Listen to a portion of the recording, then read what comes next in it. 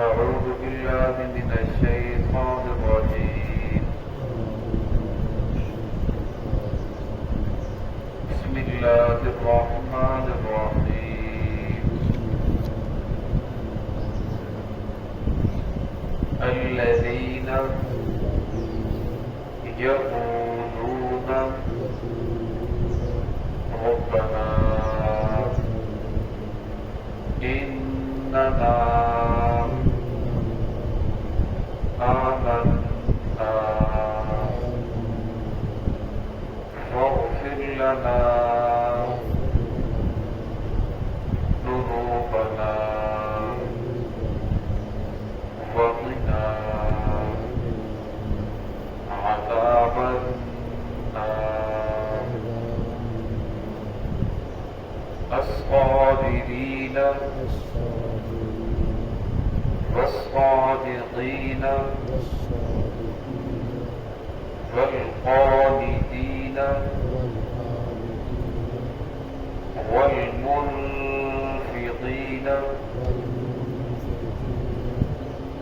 والمستغفرين بالأسحار. شهد الله أنه لا إله إلا هو والملائكة وأولو العلم قائما بالقسط. لا إله إلا هو العزيز الحكيم. سمعنا. بسم الله الرحمن الرحيم.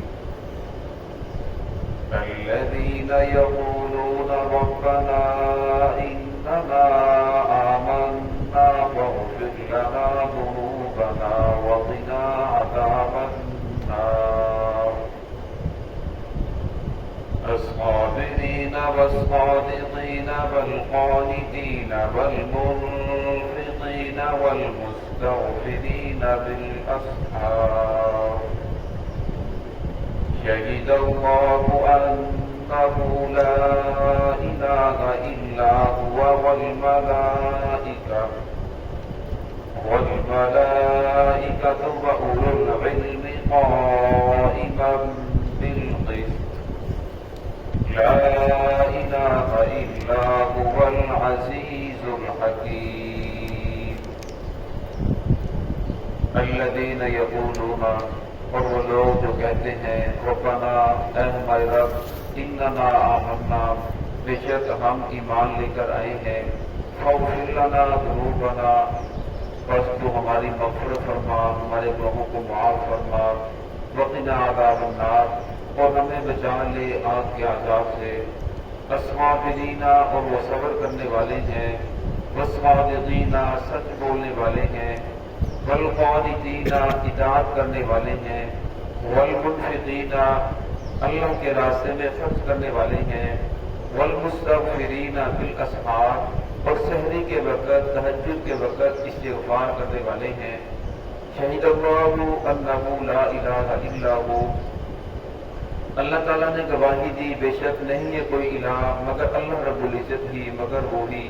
والملائکۃ اور فرشتوں نے بھی اس بات کی گواہی دی ہے. وَأُولُو الْعِلْمِ اور علم والے بھی قائما بالقسط قائم ہے انصاف کے ساتھ یعنی وہ بھی اس بات کی گواہی دے رہے ہیں لا الہ الا ہو نہیں ہے کوئی الہ مگر اللہ ہی. وہ العزیز الحکیم وہ غالب ہے حکیم حکمت والا ہے. گزشتہ آیات کے اندر اللہ رب العزت نے دنیا کی چیزوں کا تذکرہ فرمایا اور اللہ تعالیٰ نے انسان کے دل کے اندر طرح طرح کی چیزوں کی محبت ڈال دی ہے. عورتوں کی محبت ہے, مال جمع کرنے کی محبت ہے, سونے چاندی کی محبت ہے. माल का ढेर जमा हो जाए। हर आदमी चाहता है मैं मालदार हो जाऊं, मेरे पास अच्छी सवारी हो, मेरे पास अच्छी गाड़ी हो, मेरा अच्छा मकान हो, मेरा अच्छा कारोबार हो, मेरे पास मालो दौलत हो। फरमाया ये चीजें अल्लाह रब्बुल इज्जत ने इंसान के दिल के अंदर रखी हैं, ये इंसान की फितरत के अंदर दाखिल है। लेकिन इन चीजों के अंदर ऐसा मुस्तगरक हो जाना कि आखिरत को भूल जाना, ये इन चीजों को जिंदगी का मकसद बना लेना, ये गलत है। या इन चीजों को हासिल करने के लिए नाजायज तरीका इख्तियार करना, ये गलत है। या ये चीजें जब इंसान को मिल जाए फिर इंसान इसको शरीयत के मुताबिक खर्च न करे। माल है तो उसे फजूल खर्चे के अंदर खर्च कर रहा है, उसे ऐसी चीजों के अंदर खर्च कर रहा है जो अल्लाह रब्बुल इज्जत की नाराजगी की दलील है। फरमाया इससे बचना चाहिए। फरमाया ऐसा माल आपके लिए आखिरत में पकड़ का सबब बन जाएगा। और फिर आखिरत के अंदर ये फरमा दिया वहुस्न मआब, जो अच्छा ठिकाना है वो तो आखिरत का है। दुनिया की जिंदगी कितनी जिंदगी है, इंसान कितना जिलेगा, 100 साल, 60 साल, 70 साल, 200 साल, 1000 साल, आखिर एक न एक दिन इन सारी चीजों को छोड़कर जाना है। और अगर इंसान का जो मकाम है वो अल्लाह रब्बुल इज्जत के पास है। इसलिए फरमाया कि ये चीजें तुम्हारे दिल के अंदर मैंने डाली हैं, तुम्हारी फितरत के अंदर रखी हैं, लेकिन इन चीजों के अंदर ऐसे मुस्तगरक न हो जाओ कि आखिरत को भूल जाओ।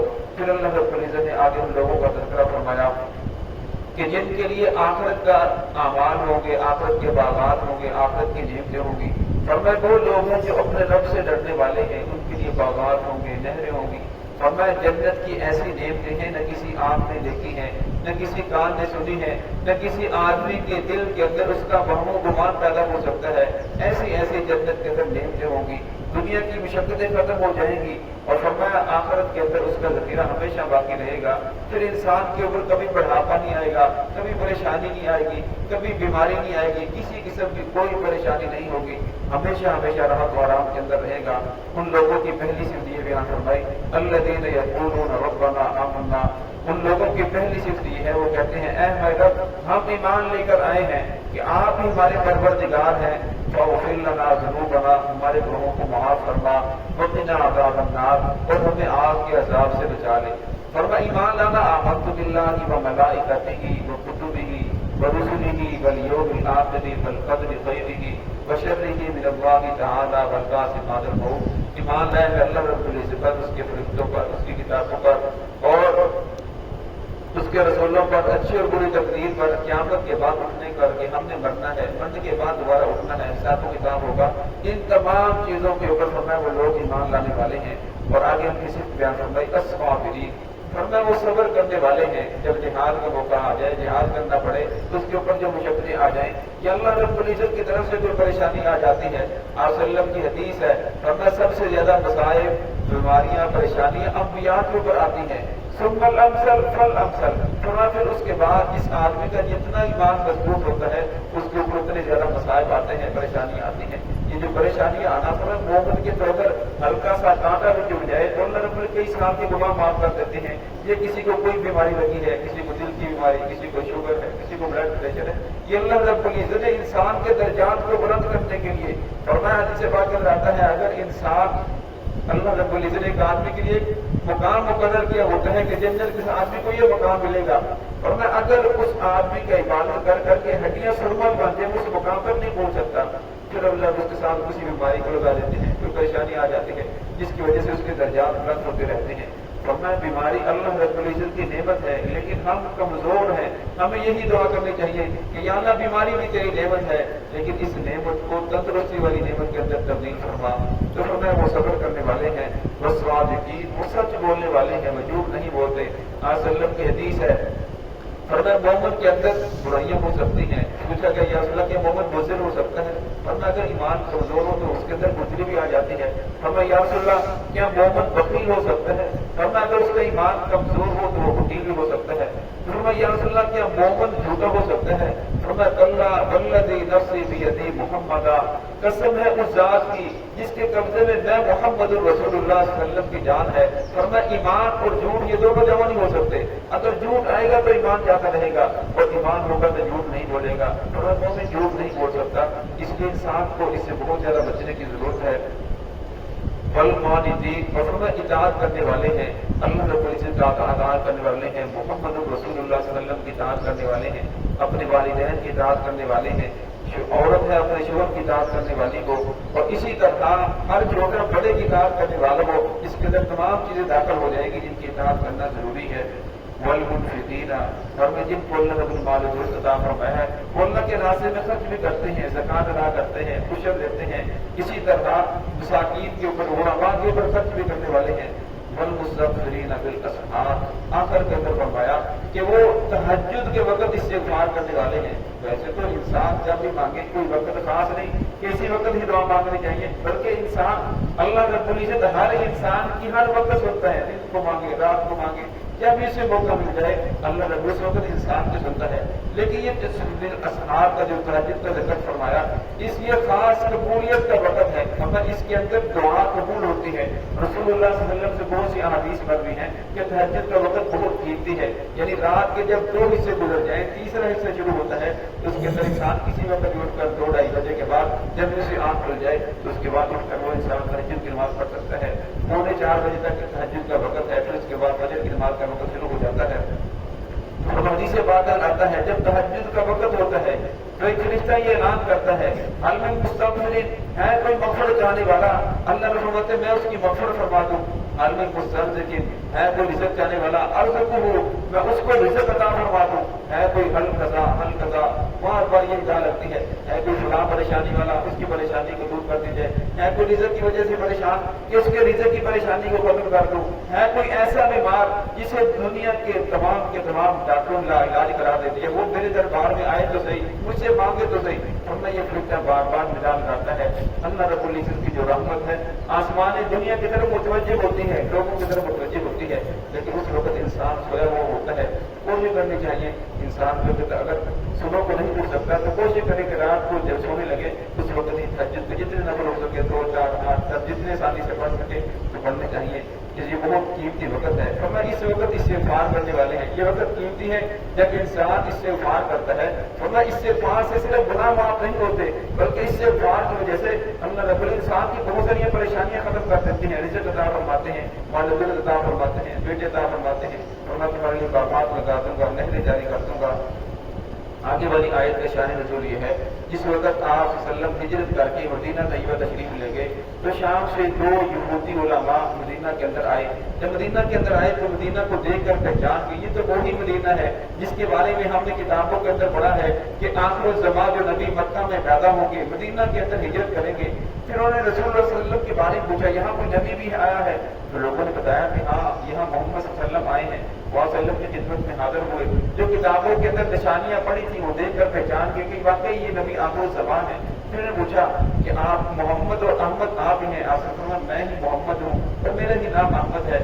پھر انہوں نے دوسرا سوال کیا کہ کتاب اللہ کے اندر جو سب سے بڑی گواہی وہ کون سی ہے ہمیں بتا دیں، اگر آپ نے بتا دی تو ہم آپ کے اوپر ایمان لے آئیں گے۔